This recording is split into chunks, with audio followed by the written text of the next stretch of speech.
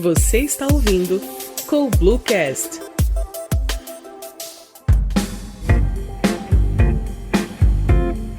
Olá, sejam bem-vindos a mais um episódio do CoBlueCast, nosso podcast sobre gestão.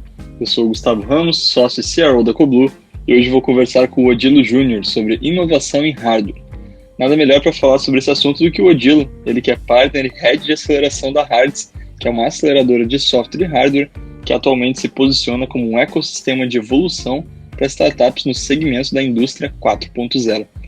Odilo, é um prazer ter você aqui, cara, seja bem-vindo. Gostaria que você se apresentasse aí para quem está nos ouvindo, falasse um pouquinho sobre a sua experiência, como que vocês atuam aí na Hards. Fica à vontade, tá bom? Vamos lá, então sou o Dilo Júnior, o pessoal me chama de Dilo também. Hoje sou sócio da Hards e head de aceleração. A gente investe em startups de hardware, basicamente, com maior foco em internet das coisas, indústria 4.0, logística, agro, entre outras. Já tive um pouco de experiência aí no ecossistema de startups, fui gerente de incubadora, consegui trabalhar bem na fase de ideação, já fomentei muito os programas de empreendedorismo dentro de universidades, quando eu fui professor.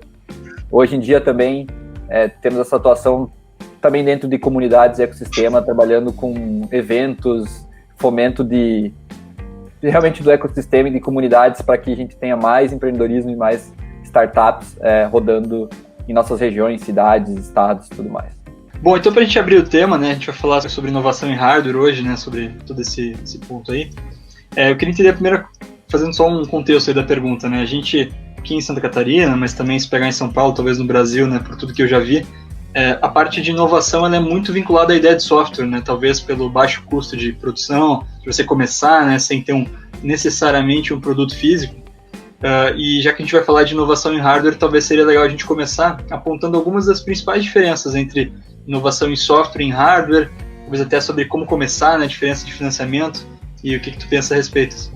Legal. Cara, eu concordo, eu acho que tipo assim, a gente costuma dizer que o hardware ele é um pouco mais desafiador do que o software, porque acaba que num software você pega um programador, ele tá codando, senta do teu lado com um computador e acabou. Né? Hardware tem que comprar componente, tem que fazer manufatura, tem que desenvolver o software embarcado, mais o software que vai captar os dados do hardware. A prototipação ela é um pouco mais complexa, porque tu faz numa bancada, depois tu vai para o protótipo 1, protótipo 2, ou como eles chamam, protótipo alfa, com protótipo beta, lote piloto, primeiro lote, enfim. Então tudo isso envolve uma cadeia de fornecimento e distribuição que é mais complexa que o software. Entretanto, se a gente for olhar para o caso a diferença do hardware e do software, né, o software não funciona sem o hardware. Afinal, a gente está usando hoje uma plataforma online que está hospedada em servidores que são software. Né? A gente abstraiu a nuvem, digamos assim, mas a nuvem é um monte de servidor hardware que tem softwares rodando dentro dele. Então, tem muitos pontos de inovação que tu precisa gerar aquele produto de hardware para que você possa entrar com software dentro dele. E aí entra, como a gente falou, né, a internet das coisas, entra tu conseguir desenvolver produtos, por exemplo, que precisam captar a imagem de uma câmera para poder analisar com software. Né, e tu precisa desenvolver aquela câmera para que ela possa ter as qualidades, as características que tu precisa captar de imagens para conseguir trabalhar lá, como, por exemplo, como visão computacional, né? Você vai analisar as imagens, identificar padrões, enfim. Então, o hardware, ele tá ali. Né? Só que realmente é desafiador porque o início custa um pouco mais caro. A gente costuma dizer que a validação é um pouco mais desafiadora também. Empreender já é difícil, né? O hardware ele torna um pouco mais difícil. Mas agora com a Hards, a gente tem descoberto alguns caminhos diferentes que podem ser aplicados por startups de hardware quando elas estão iniciando. E eu acho que vale a pena mencionar também, a gente falou desse movimento de inovação de hardware. A Hards ela surgiu da Darwin, né? A Darwin é uma aceleradora de startups, a gente vai falar sobre o que é uma aceleradora depois, mas só contextualizando, a gente viu que muitas startups que eram de hardware aplicavam para um programa da Darwin, que não é de hardware, que foca em fintechs, né, devido aos parceiros corporativos, só que elas chegavam lá já com 4 anos de maturidade, com produtos no mercado, e mesmo assim não encontravam no ecossistema brasileiro um veículo de investimento que conseguisse personalizar um programa de aceleração e de apoio a essas startups de hardware. Então a gente viu que tinha um gap no ecossistema brasileiro que podia ser coberto justamente com um programa que a gente tirou o melhor do que a Darwin já fazia em aceleração, em metodologia, trouxe parceiros que forneceram uma infraestrutura muito legal, e aí sim a gente conseguiu entender que a gente consegue, de todos esses desafios que eu falei, a gente consegue cobrir ou suportar esses desafios iniciais para conseguir fazer com que eles saiam daquele protótipo inicial e ir para um protótipo e para uma linha de escala em pouco tempo. Realmente, tipo, não é só ter um coworking para a galera sentar e codar, né? A gente tem um espaço onde a gente tem laboratórios de prototipação, máquinas de corte a laser, impressoras 3D, entre outras várias coisas.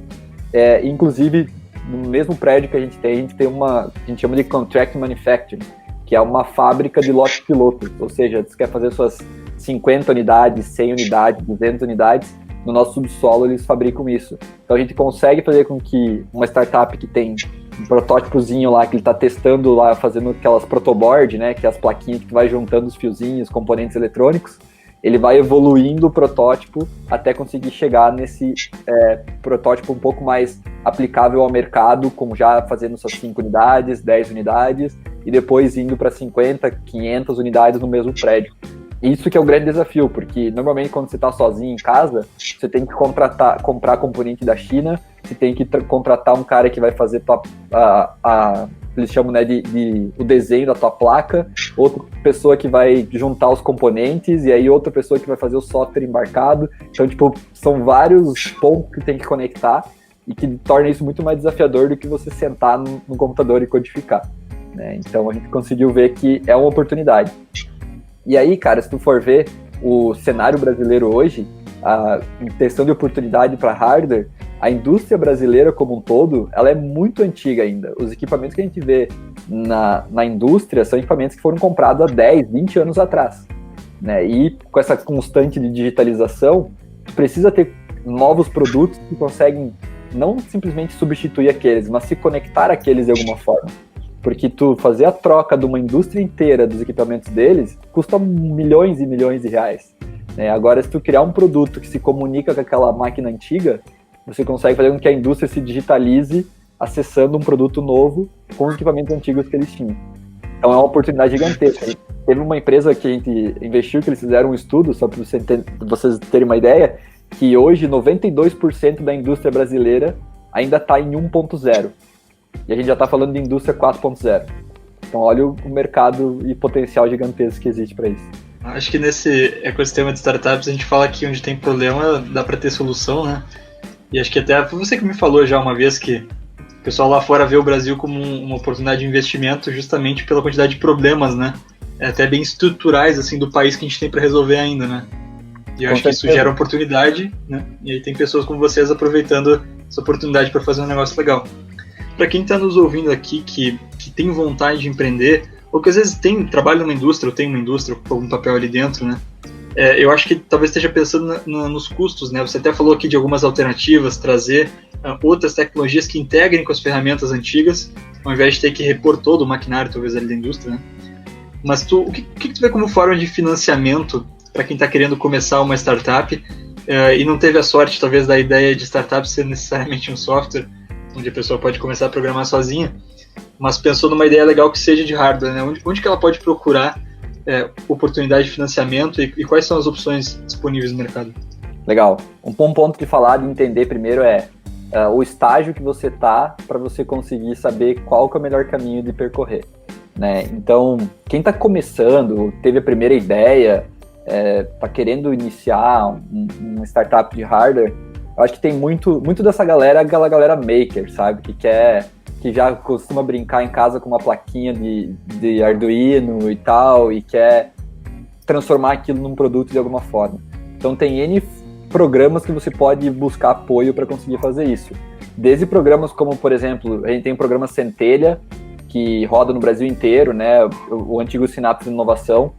E, enfim, é um programa que dá suporte para quem está começando a ter algumas ideias. A gente tem modelos de incubadoras, por exemplo. Incubadoras são instituições, organizações que trabalham com quem está começando e quer tirar uma ideia do papel. Ou seja, se você tem uma boa ideia, como que você consegue encontrar apoio para fazer isso?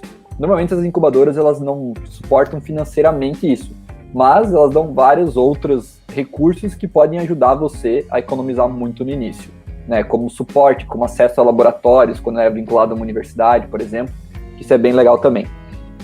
Falando em editais e formas de fomento, eu acho que vale a pena buscar, porque a gente tem muitos, principalmente no Brasil, tem vários editais que saem tanto do governo, quanto de próprias indústrias e empresas buscando inovações, né? Então, eles chamam de inovação aberta, né? Ou seja, uma indústria tem uma necessidade específica e ela abre uma chamada tentando trazer projetos que consigam resolver aquele problema que ela tem. Porque muitas vezes não tem muitas vezes a cultura, muitas vezes também o próprio, não é o core business deles de fazer aquele tipo de produto, e eles buscam o mercado, e normalmente startups ou projetos inovadores podem solucionar essas dores. Então tem N's, você vê principalmente vinculado a muitas federações de indústrias, por exemplo, Santa Catarina tem, Paraná tem também, Espírito Santo tem algumas também, que eles fazem justamente essas chamadas com parceiros de indústrias para tentar resolver problemas da indústria. Isso pensando nas startups que estão, ou projetos que estão querendo se tornar um negócio, né? E aí depois a gente entra para outras camadas de investimento, que a gente pode detalhar um pouco melhor depois, que aí vem a gente chama do ciclo de investimento de startups, né? Que tem N outras formas de captar recursos. Mas eu acho que um ponto que você colocou que é legal beleza, eu tenho uma indústria, como é que eu quero inovar? Né? Como é que eu quero me relacionar com uma startup? Então tem N formas também. Tem programas corporativos. Então hoje, por exemplo, dando um exemplo, a gente está fazendo um programa com a Rumo Logística, que é a maior empresa de logística ferroviária do Brasil. Tinha seus desafios específicos. A gente vai falar de ferrovia, né? Não é só software dentro de um trem tem toda a ferrovia tem N aspectos, a gente está aprendendo muito sobre isso também, que requerem hardware para conseguir ajudar, mas nem sempre a solução é só hardware. Eu acho que isso é legal de refletir também, mas precisa ter, tipo, por exemplo, alguém que conheça como fazer isso. Então, o que eu recomendo muito é buscar parceiros que consigam executar programas de relacionamento com startups, né, que possam e entendam realmente como trazer as startups para ajudar eles. Porque é simples tu botar lá no teu site, estou procurando startups, mas tu criar um processo que realmente consiga atrair aquilo e consiga, dentro da tua indústria, da tua empresa, lidar com o movimento e com os processos de inovação aberta, ele é um pouco complexo também, porque dificilmente se tem essa cultura ainda, né? A gente está desenvolvendo o ecossistema, desenvolvendo a maturidade dessas grandes empresas e indústrias que estão começando a entender como lidar com startups, e hoje já existem várias empresas no Brasil que fazem isso muito bem, e eu acho que vale a pena buscar esses players também. E pensando em iniciar também, né, além desses players, as próprias federações de indústrias estão começando a criar programas de apoio às indústrias que querem gerar inovação. Então é muito bom também ver como essas instituições podem ajudar nesse meio. Cara, eu vou fugir um pouquinho aqui, na verdade, para fazer uma pergunta que é uma curiosidade minha, assim, ver o que você pensa a respeito. Então, sim, existem então essas opções de financiamento, de fomento, né? Existem as federações a nível estadual, como você citou algumas ali, se mexendo para gerar esse ambiente de inovação, mas mesmo assim tu trouxe um dado lá no começo, que a grande maioria, você acha que falou quase 90% ali das indústrias ainda estão no 1.0. Por que tu acha que chegou nesse ponto, assim? Tu acha que talvez é falta de investimento, burocracia, alguma coisa relacionada ao cenário do Brasil? O que tu acredita que, assim, quando vocês talvez entram em contato com essas indústrias, para as pessoas que estão sendo aceleradas, as empresas, né, que estão sendo aceleradas na Hards e vão tentar vender para essas indústrias os seus produtos, o que acontece? Existe uma resistência, alguma coisa cultural, receio de investir? Por que tu acha que a gente ainda está nesse ponto, assim? Cara, eu acho que tem várias, digamos assim, resistências, enfim, entre elas, eu acho que tem cultural também, tem a questão de investimento, né? A gente, querendo ou não, a gente trabalha num contexto brasileiro em que existe muito imposto, né, e vários outros, digamos assim, barreiras que às vezes impedem um pouco as empresas de inovar, mas o que a gente está percebendo é que cada vez mais elas estão tentando buscar as formas de fazer isso acontecer. Porque o mercado está batendo na porta, competitividade, enfim, entre outros fatores, e isso começa a mostrar que eles precisam encontrar formas de tornar a indústria mais produtiva de automatizar melhor os processos, de criar soluções que possam, muitas vezes, gerar menos manutenção nos produtos deles. A própria automação de vários tipos de produtos está vindo batendo na porta, né? E isso torna a produtividade da indústria muito maior. E é o que realmente, eu acho que olhando pensar assim na cabeça do cara que está dentro da indústria olhando, né? Quanto mais automatizado, mais produtivo me torna, mais eu consigo produzir, mais dinheiro, receita eu vou conseguir gerar, e consequentemente mais lucro e tudo mais.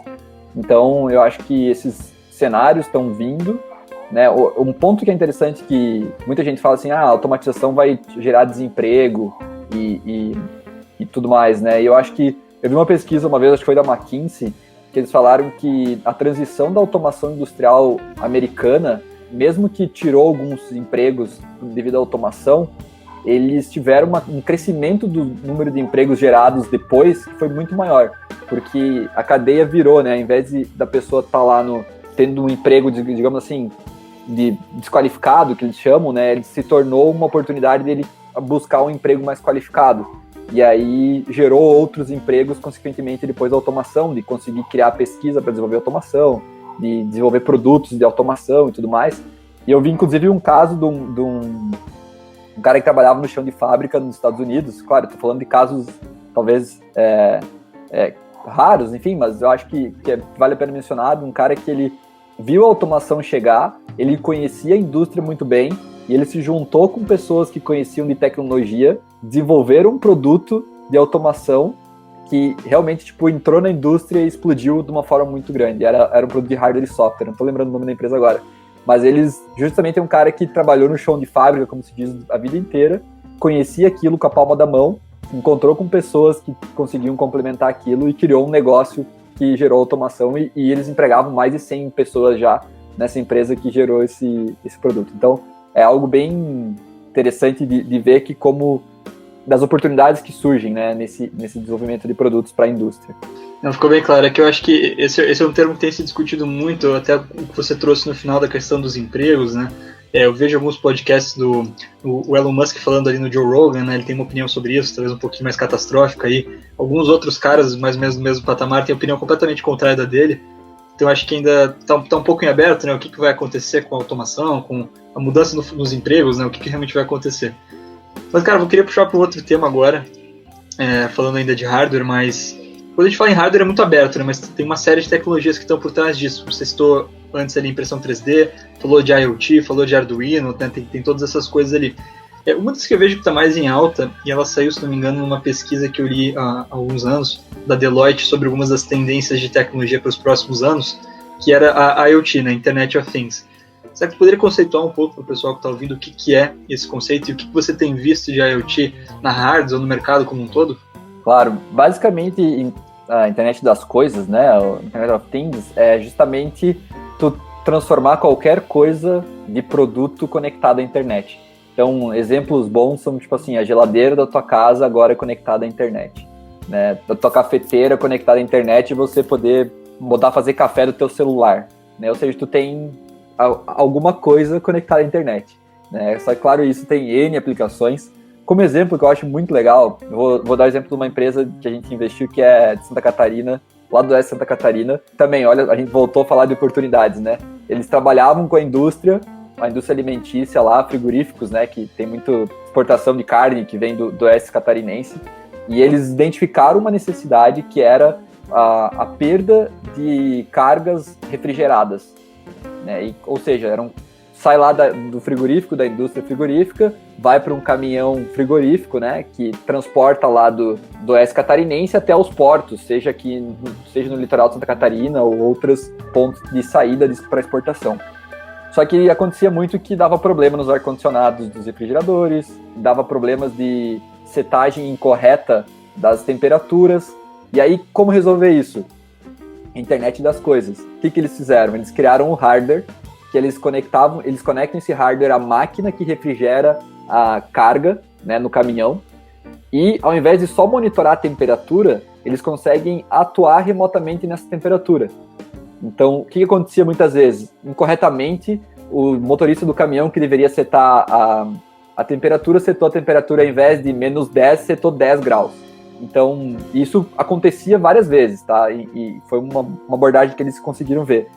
Então, quando isso acontecia, quando o primeiro sinal batia lá nesse hardware e falava assim, olha só, a temperatura tá errada, a torre de controle lá da indústria conseguiria pegar lá e falar assim, ó, seta para -10, que é o correto.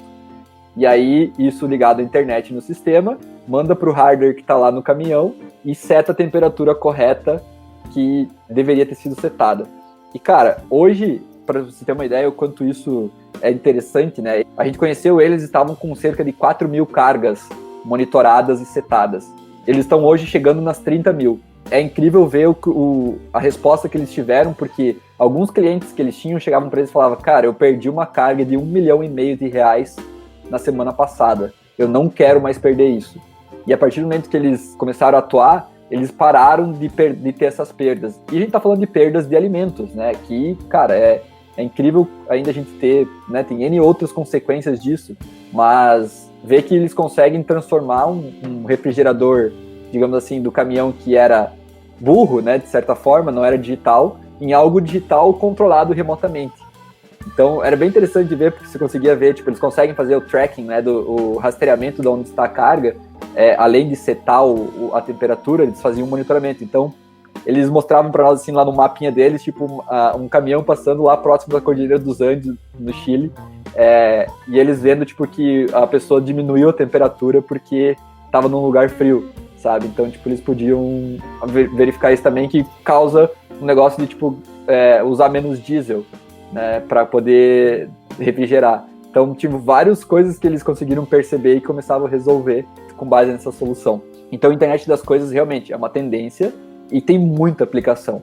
Se quiser dar outro exemplo muito legal, teve uma startup que eles desenvolveram um dispositivo IoT que eles colocam em solos, né, ou seja, vamos dar um exemplo de um posto de gasolina, que é um local que pode ter alta contaminação, porque se estourar algum tipo de vazamento do armazenamento de combustível, pode gerar um problemão no solo, né? E como é que é o modo tradicional? De 6 em 6 meses vai um fiscal lá, porque a regulamentação pede que de 6 em 6 meses você vai um fiscal para visualizar e colher uma amostra do solo, mandar para um laboratório e ver se esse solo está contaminado.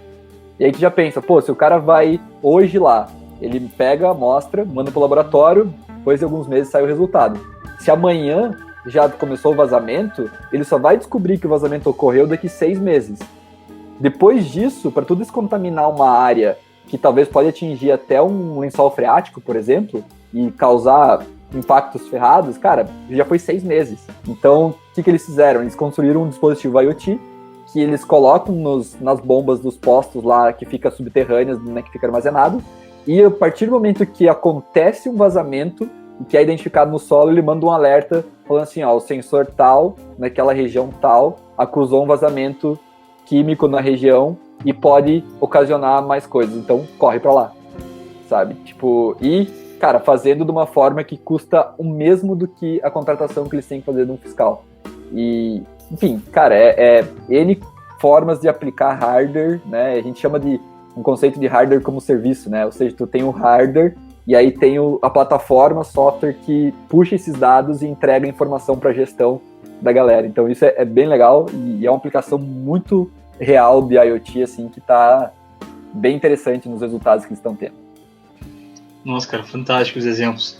Eu fico pensando, né? Hoje em dia os dados, eles são praticamente uma nova moeda, né? Então você tem informação, você tem muito valor aí. Quando a gente está falando de resolver problemas, né? É difícil você resolver um problema sem ter o diagnóstico dele, e hoje em dia, para você ter um diagnóstico preciso de um problema, você precisa ter informação. E por meio disso, você está captando muitos dados, captando muita informação, né? E aí você, com base nisso, consegue ter relatórios, ter clareza de indicadores que talvez nem se media antes, porque não se tinha como medir, né? Então, talvez é uma questão assim, você falou ali da frota ali dos caminhões, acho que eles não conseguiram nem dizer qual o percentual de caminhões que tinha problema ou não para sequer tentar resolver, né? Então, tu não tinha nem um diagnóstico do problema. E agora já está partindo para ter dados bastante para resolvê-lo, né, em tempo real. É um salto gigantesco de produtividade, né? Um dado interessante que você falou agora, foi, né, descoberto depois, tinha alguns caminhões que eram monitorados, por exemplo, que o pessoal estava, por exemplo, atravessando uma balsa lá no norte, que tinha balsas que são, né, horas de travessias de rios, para economizar diesel, a galera desligava os motores de refrigeração E aí, quando chegava mais próximo do local de destino, eles ligavam de novo para refrigerar e congelar.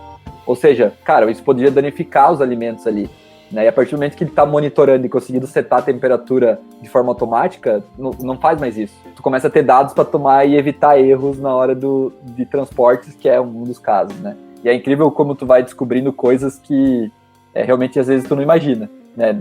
Nesse outro caso que eu comentei dos postos de gasolina, eles fizeram um teste um tempo atrás com uma bandeira aí conhecida no mercado. Estavam descontaminando uma área de um posto de gasolina que tinha sido ocorrido um vazamento. Já estava há 8 meses fazendo o processo de descontaminação e eles já tinha feito, né? Ou seja, já estavam finalizando o processo de descontaminação. E aí eles instalaram nesse posto para tentar. O cara teve um problema, gastou horrores, né? Multas, enfim, que ele leva, multas ambientais devido à contaminação.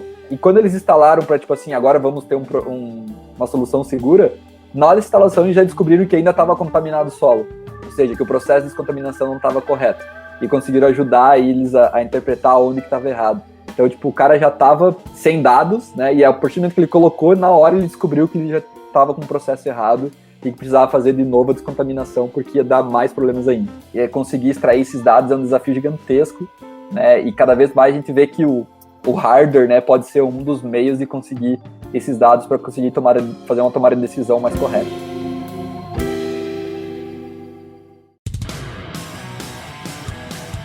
Pegando um gancho aí de tudo que você falou, eu queria que tu contasse um pouco de como é que está sendo o papel da Hards em apoiar essas startups que estão iniciando em hardware, né? A gente falou muito de mercado até agora, mas eu queria que tu trouxesse um pouquinho de como é que está sendo a tua experiência na prática dentro da aceleradora. Legal. Para começar, a gente pode dizer assim, o que é uma aceleradora, né? Basicamente, a aceleradora é um dos meios que existem dentro de um ciclo de investimento das startups para captar recursos e, além de recursos de investimento, ter acesso a uma rede de contatos, ter acesso a mentorias, a benefícios, né? Inclusive, a gente tenta trazer muitos benefícios que ajudam as startups a poder diminuir as barreiras de entrada deles no mercado. Na Hards, a gente trabalha muito agora com startups que já têm desenvolvido protótipos, muitas vezes já tem esses protótipos colocados no mercado, e a gente fala muito que, isso é uma fala inclusive do Miller, da Darwin, que eu acho muito legal, do que é a aceleração. Cara, a startup está num ponto A, ela quer chegar num ponto B.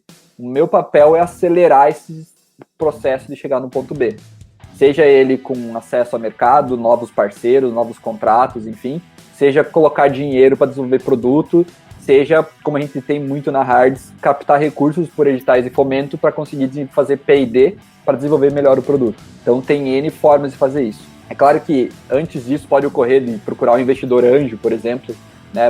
Algumas startups que investiu já vinham com investidor anjo, que é aquela pessoa física que investe seu próprio dinheiro numa startup de forma que ele talvez ajude a dar os primeiros passos, né? E se torne sócio dela depois, ou venha depois da startup ser vendida para que ele ganhe o retorno de investimento dele. E a gente entra depois tentando acelerar esse processo. Uma das coisas que a gente percebe é que dentro de uma aceleração, o capital é muito importante, né? Ou seja, o investimento é importante, porque ainda mais no hardware, mas o que a gente está vendo de grande valia para a maioria das startups é justamente o suporte em termos de mentoria. A gente tem uma pegada muito legal que é realmente cuidar da saúde mental dos empreendedores para conseguir empreender. Então, tipo, a gente tem psicólogos hoje que trabalham na nossa equipe, que fazem um processo de escuta, realmente de entender as necessidades do empreendedor para conseguir ajudar ele a lidar com essa montanha-russa de empreender, né, que não é fácil. E também muitos mentores que conseguem trazer esses conhecimentos para ajudar as empresas, ou seja, pessoas que já passaram por aquilo e que podem conversar e entender como eles podem chegar, encurtar os caminhos, digamos assim. Então, na prática, o que a gente faz é tentar dar o máximo de recursos que a gente consegue e benefícios para que as startups realmente acelerem esse momento de ponto A a ponto B. Então, se a gente for analisar em termos do processo, por exemplo, a gente começa lá com uma seleção, a galera entra lá num formulário, se aplica, a gente tem um processo bem criterioso, tá? Demora alguns meses para a gente selecionar, porque a gente se posicionou como uma aceleradora que tende a procurar, a gastar mais tempo no processo de seleção, para que a gente consiga realmente encontrar as startups que fazem mais, que se encaixam melhor com a nossa tese. No primeiro batch da Hards foram mais de 200 empresas que aplicaram de hardware. né? Dessas 200, a gente fechou por um filtro de quase 80 qualificadas, ou seja, 80 que poderiam ser investidas. A gente conversou durante 1 hora com cada uma dessas 80 para entender melhor a ideia deles, o negócio, enfim. E aí, depois disso, a gente selecionou mais 35. Essas 35 ficaram um dia inteiro conosco lá no nosso espaço e passaram por 7 bancas diferentes. Essas 7 bancas eram compostas todas de pessoas do mercado, mentores, especialistas, que a gente chamava para nos ajudar a avaliar. A gente basicamente avaliou time, ou seja, nossos psicólogos lá do nosso time avaliaram os times para evitar conflitos societários, desalinhamento de valores, entre outras coisas que acontecem muito em startups. Avaliamos o potencial de captação de recursos delas, principalmente voltados a editais de fomento, benefícios fiscais. Tivemos uma banca de business, ou seja, a gente trazia pessoas que já trabalham na indústria, que criaram empresas, venderam empresas, para analisar o negócio dessas startups e ver o potencial deles. E entre outras várias bancas que a gente fez mais temáticas, assim, por exemplo, tinha empresas que eram de energia, então a gente trouxe pessoas de energia, do mercado de energia para falar com eles. Tinha empresas de cidades inteligentes, então a gente também conectou com pessoas de cidades inteligentes, tentando analisar ao máximo as melhores oportunidades. Isso ainda é a terceira fase da seleção, para ver como é que é criteriosa a seleção. Aí depois disso as empresas vão lá e a gente seleciona um grupo de empresas e elas ficam 1 mês conosco 1 mês e meio, 2 meses conosco na nossa infraestrutura. Ou seja, eles já podem usar os laboratórios, já podem usar benefícios, já podem ter contato com nossos parceiros. A gente chama realmente um Big Brother, assim, para tentar entender se tudo que você falou realmente você consegue executar. É ver se você está crescendo o que você está crescendo, se o teu produto pode desenvolver de maneira rápida com a infraestrutura que a gente tem. Então a gente faz várias análises nesse momento. E aí, depois desse 1 mês e meio, que a gente realmente entra no período de aceleração. E aí a gente investe, né, a Hards investe até R$300 mil nas empresas, e a gente também começa um período de 6 meses, que aí a gente trabalha muito forte em mentoria, em conexão com o mercado, em achar os próximos investidores, que é a etapa que a gente está agora, né? O nosso primeiro batch está finalizando agora, e aí é conectar com fundos de investimento, entre outros investidores que podem ser a próxima rodada de investimento que as startups vão ter. Mas o que é importante entender? É importante entender que existe um momento para você entrar em aceleração, né? Existe um momento para você captar investimento com investidores anjos, um momento para captar com investidores institucionais, né, de fundos de venture capital, enfim. E a Hards está no meio disso. E esse meio é justamente para tentar fazer com que a empresa entenda os desafios que ela tenha naquele momento e acelere para que ela chegue no momento em que ela está crescendo, que ela está captando novos clientes, que o produto está se encaixando melhor no mercado, para que eles possam ter mais captação de recursos ou maior crescimento mais rápido com toda essa base que a gente tenta gerar para eles. Inclusive, uma das coisas que a gente trabalha muito, a gente trabalha com basicamente alguns pontos que é comercial e vendas, governança, pessoas e gestão, né? Então, quando a startup entra, por exemplo, no programa de aceleração, a gente define OKRs com eles, né? E a Coblu nos ajuda com isso também. A gente consegue definir OKRs para que eles entendam que eles vão passar 2 trimestres com a gente. Então a gente cria os OKRs trimestrais deles, pensando em o que é, tanto em comercial, quanto em desenvolvimento de produto, como também na própria gestão e governança da empresa. Tenta começar a transformar e ajudar eles a criar uma cultura para que eles consigam executar tudo isso com performance. E isso é um ponto importante, porque a gente acredita que a partir do momento que eles saem dali, que a gente fala que vão andar com as próprias pernas, né? Eles têm que ter toda essa base melhor, bem estruturada, para que eles possam realmente ser uma startup de sucesso, que é o que a gente busca, né? Fazer com que eles tenham mais chance de sucesso. Então a gente trabalha muito bem em todos esses pontos e tenta realmente fazer com que, no momento certo, eles consigam alçar voos maiores. Bom, Dilo, cara, queria te agradecer aí por todo o conteúdo que você pôde compartilhar com a gente. Acho que é um conteúdo muito rico, né? E que a gente tem pouco ainda no Brasil, pouca gente falando disso, né? Principalmente com a propriedade que você e todo o time da Hards tem. E aí, se quiser deixar um recado pro pessoal, fazer algum merchan aí também, a hora é agora. Legal. Bom, primeiro eu agradecer a oportunidade de estar batendo um papo com vocês aí. Você sabe que eu sou fã da Coblu, gosto muito da cultura, das pessoas, pude acompanhar desde o início de vocês, os desafios, e muito legal ver onde vocês estão hoje. Tenho certeza que vou ver ainda vocês muito longe.